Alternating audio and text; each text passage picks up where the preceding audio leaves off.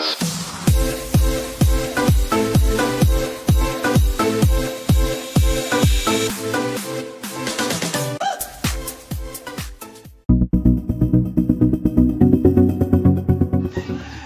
hello mga idol, so ayan ulam natin sa tanghalian guys.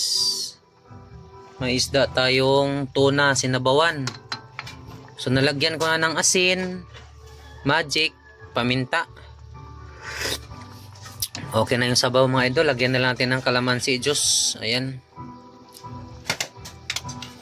kalamansi juice. At ito yung ating gulay guys, alokbate, pitsay Tagalog at saka repolyo. So sabay-sabay na natin.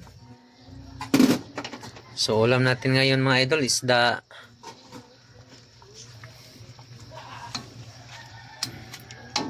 So guys, pakuluin lang natin, takpan natin saglit. Yan. So yan guys, handa na tayo ng plato. Ito yung lagay natin ng sabaw, malaki. So lagay na natin yung kanin, isang kaldero mga idol.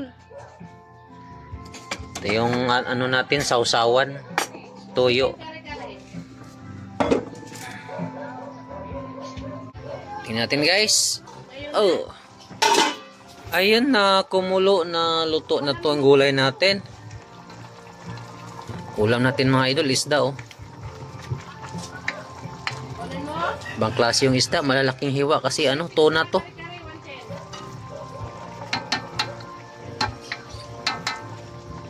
Ayan, tikman natin ulit mga lods. Solid guys. So ayan guys, magsandok na tayo ng kanin.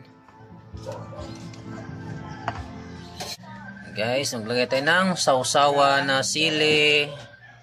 So ayan, luto na, patayin na natin.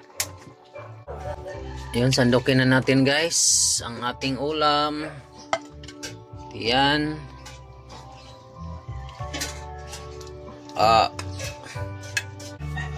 So ayun mga idol yung ulam natin. Umuusok-usok pa siya.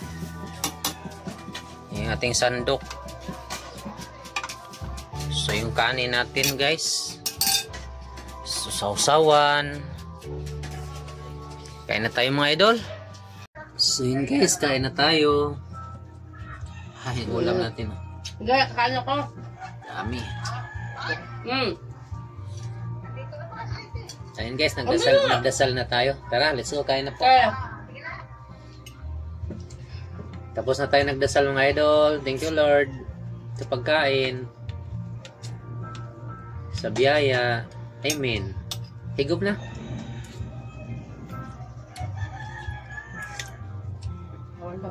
Daming gulay guys. 3 klase.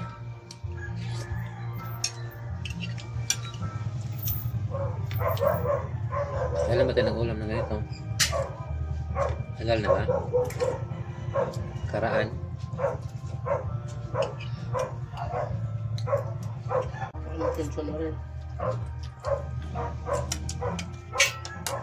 Gulay.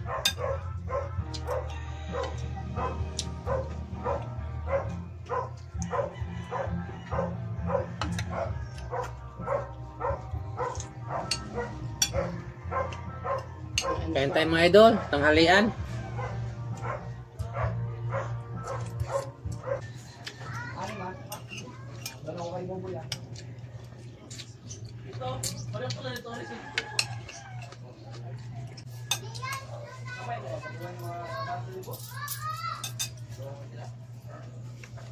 Guys, tapos na kumain. Bye bye mga idol.